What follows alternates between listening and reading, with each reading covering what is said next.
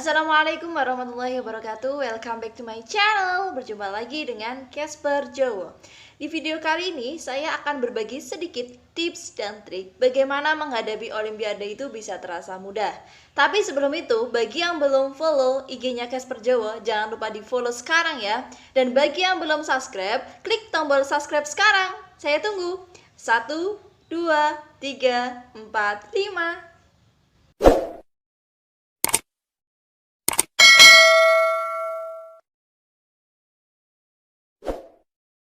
Nah, di sini Casper Jowo akan berbagi sedikit pengalaman bagaimana menghadapi Olimpiade itu bisa terasa lebih rileks atau kita lebih mudah untuk menghadapinya. Nah, di sini Olimpiade yang dimaksud itu Olimpiade pelajaran ya, bukan Olimpiade olahraga. Jadi, langsung saja kita simak videonya.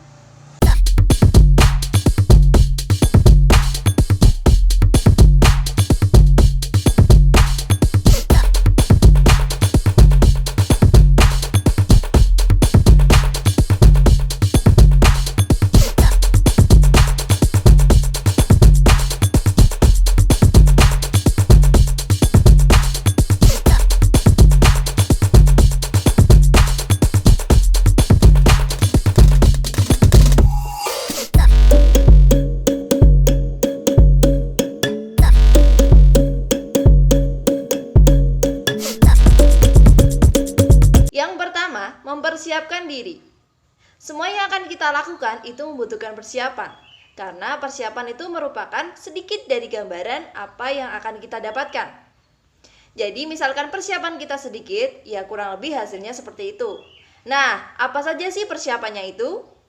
Kita mulai berlatih mengerjakan soal Olimpiade. Banyak kok buku yang menjual kumpulan soal Olimpiade. Kalau nggak gitu, kita bisa sharing sama kakak tingkat.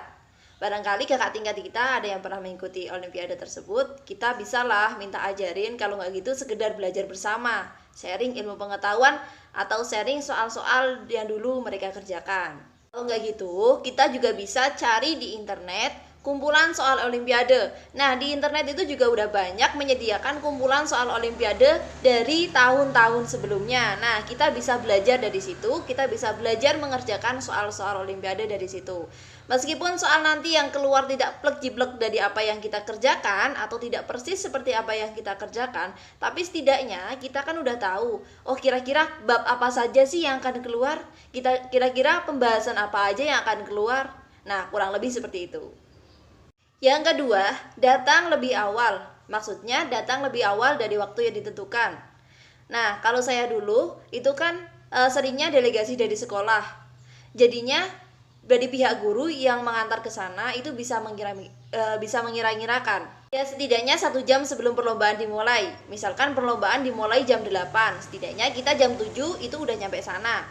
Supaya apa? Supaya kita bisa menyesuaikan dengan lingkungan sana. Kita beradaptasi dulu dengan lingkungan perlombaan. Jadi ketika lomba dimulai, kita kan kalau tenang gitu kan, kita bisa merasa tenang, otomatis kan kita lebih konsentrasi. Selain itu, kalau kita datangnya lebih awal, kita kan bisa cek dulu perlengkapan tulis apa yang sekiranya nanti akan dibutuhkan. Ada yang ketinggalan nggak? Kalau misalkan nggak sengaja pulpen atau pensil kita ketinggalan, kita kan kalau ada jeda, kalau kita datangnya lebih awal, otomatis kita kan bisa mencari dulu lah, kita bisa beli dulu, jadi kan tidak tergesa-gesa atau tidak gugup dalam saat lomba nanti. Yang ketiga, kerjakan yang kita bisa. Maksudnya, kerjakan yang menurut kalian itu mudah dan kalian bisa. Biasanya di dalam perlombaan atau Olimpiade itu ada 3 kategori. Yang 50% itu kategori mudah, yang 30% itu kategori sedang. Sedangkan yang 20% itu baru kategori susah. Jadi pokoknya kerjakan yang menurut kalian itu mudah dan kalian sanggup untuk mengerjakan. Karena hal tersebut sangat berkaitan dengan poin yang keempat. Yang keempat, perhatikan mekanisme penilaian. Setelah poin yang tadi, kerjakannya lebih mudah, itu sangat berkaitan dengan mekanisme penilaian. Dari pengalaman-pengalaman saya mengikuti perlombaan, itu biasanya menggunakan sistem plus minus.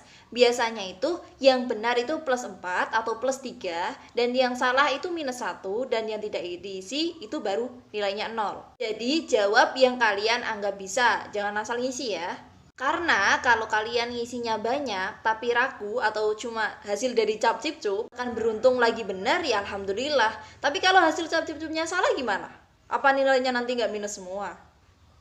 Kan mending ngisi yang kita bisa. Setidaknya kan dari ngisinya berapa nanti kan bisa di plus berapa, plus berapa, plus berapa. Tapi kalau kita ngisinya banyak atau hampir kita isi semua dan itu banyak yang salah, apa ndak nanti hasilnya kita yang udah kita bener-bener ngijir, bener-bener ngitung, apa ndak minus minus minus minus, kan sayang kalau kayak gitu. Yang kelima, tawakal dan berdoa. Ketika kita sudah berupaya dan kita udah berusaha, sekarang waktunya kita tawakal dan berdoa. Pokoknya kita serahkan semuanya lah kepada Allah. Sebenarnya keputusan itu bukan terletak pada dewan juri, melainkan semua itu merupakan kehendak dari Allah. Seperti kata-kata yang pernah saya baca, usaha tanpa doa itu sombong. Sedangkan doa tanpa usaha itu mimpi di siang bolong.